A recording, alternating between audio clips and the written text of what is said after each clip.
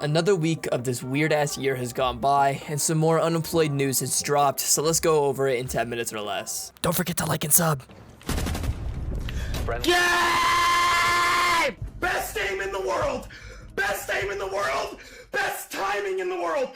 So these are both streamers that got insanely popular from playing first-person shooter games that are based off objectives. You got MOODA from Valorant and you got Baldi from Rainbow Six Siege. Now these two ended up having a Rainbow Six Siege 1v1, and you would expect Jinxie, the Rainbow Six Siege streamer, to actually win the 1v1, but no, MOODA actually shit on him so bad that he was accused for cheating.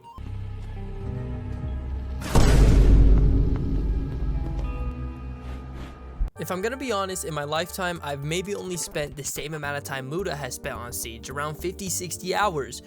But if I saw that in my game, I would think the same thing, this motherfucker cheating. I mean, you can defend it by saying that it's a lucky shot, sure, but shit, that is still a very lucky shot, and the way he locks on makes me think it's a little bit more than just a lucky shot. Now, Twitter has actually been foaming at the mouth and exposing the hell out of MOODA for actually using cheats in older games. Now, surprisingly, on a Oni Pixel stream, he actually admits to have cheated in Rust beforehand. And you were saying in it something like that you cheated in Rust like half a year ago. Yes, bro. Yes, bro. Yes. I cheated in Rust, I cheated in Roblox, and I cheated in Minecraft. And after this clip was actually uploaded, Bikini Bodhi on Twitter decided to post this major bomb. The tweet reads, "Yo Oni Pixel, I know you want to bring me on stream to debate MOODA or whatever. F the content farm. I'm just gonna post the proof he used/sold cheats for Siege. Here he sells cheats under his alter ego Chaos/Rari. Have a nice day and fuck you MOODA. Suck my d." And with the top pictures, you can see the email and cheats, and with the bottom pictures, you can see where he sold them, and clearly see right here that it says R6 cheats. Now, MOODA has been officially permanently banned on Rainbow Six Siege, and he posted this on Twitter. But other than him praying on the Quran for him not cheating on Rainbow Six Siege, this is still a developing story, so we'll have to see what actually happens with MOODA and Rainbow Six Siege. You won't get banned. In-game titties are cool. Now, this is a follow-up to one of the videos that I posted a few days ago.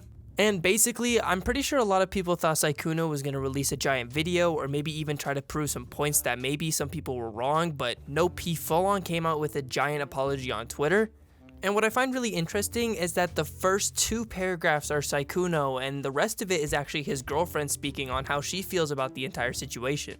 And she pretty much talks about how she really wished that none of this went public, but she really had no say in it and everyone just kind of posted everything without even asking her how she felt.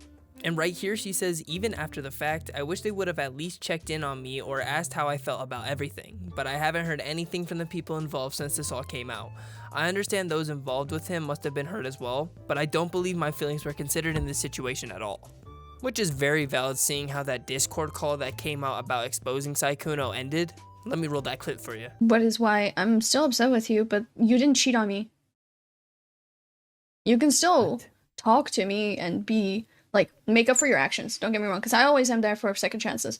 But I never will forgive you for cheating on her. Like, you can even hear SYKKUNO go, what? Like, it's so weird. Still. Like, she goes on about saying how she'll never forgive him for cheating, but give him a second chance. Huh?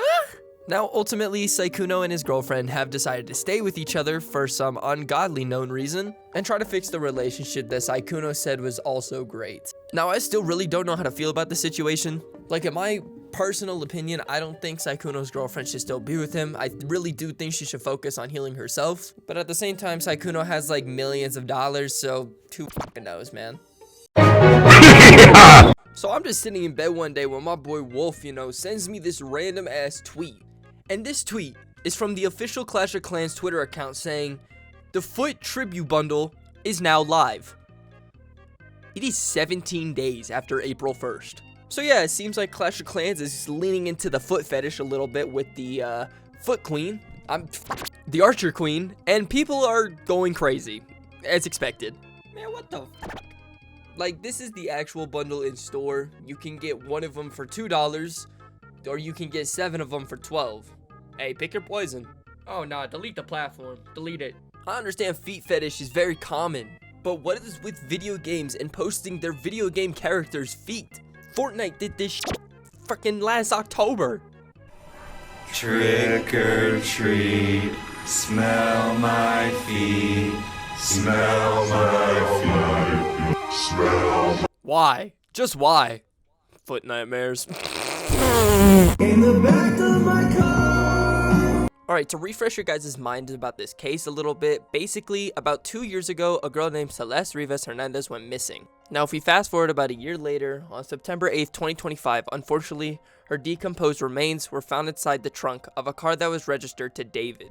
David is a depressed music artist who started making music, I believe, back in 2020, but really blew up back in 2022 for his song Romantic Homicide.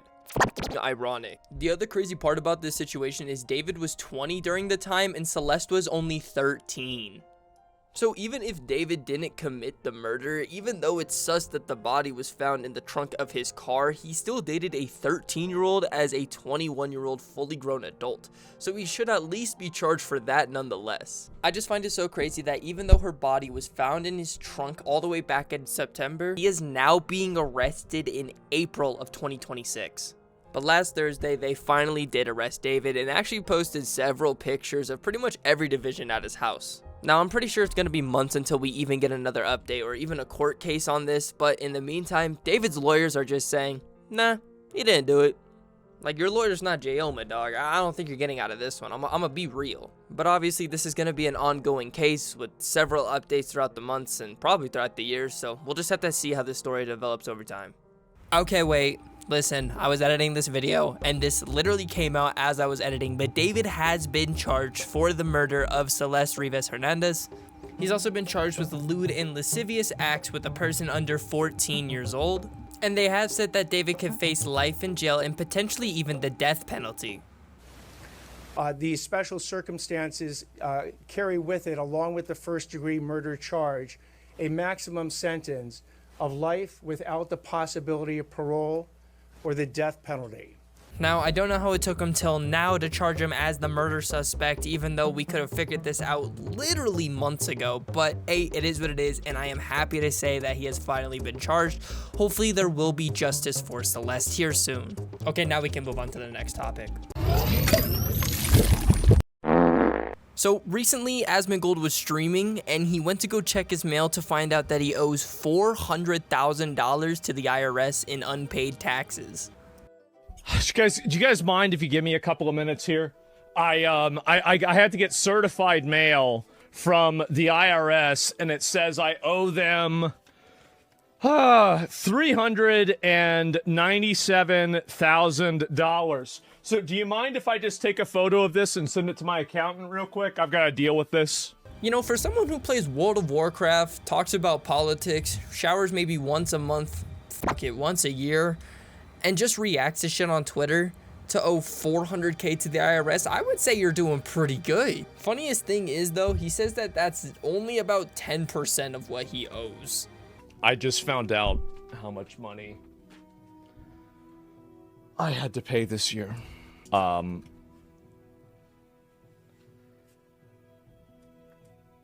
That was not even a tenth of it.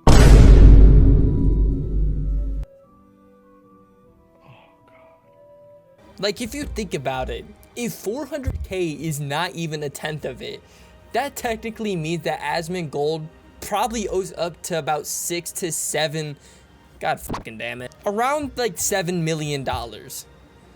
Oh my god. Bro, at this point, I'm gonna just stream World of Warcraft, bro. Hop on my Twitch, y'all. I'm playing World of Warcraft. Funniest thing too, though, is that they do say that they might have to seize his house, and he says that might be convenient. Probably because he won't have to clean the shithole mess he lives in. It's a little bit late. Yeah, it says intent to seize your property. So, which, I mean, honestly, I think that would be convenient for me. Then that would just work itself out. Just imagine you're like a government worker having to walk into the ASMONDGOLD house. Jesus Christ, bro. I would feel so bad. What y'all think the Asmon stink is? Let me know in the comments down below. But that pretty much wraps that up for this week. If you guys did like this video, don't forget to like, comment, and subscribe. Let me know what you guys want me to cover in next week's video. Next week's video. And I'll see you guys in the next one. Later, guys.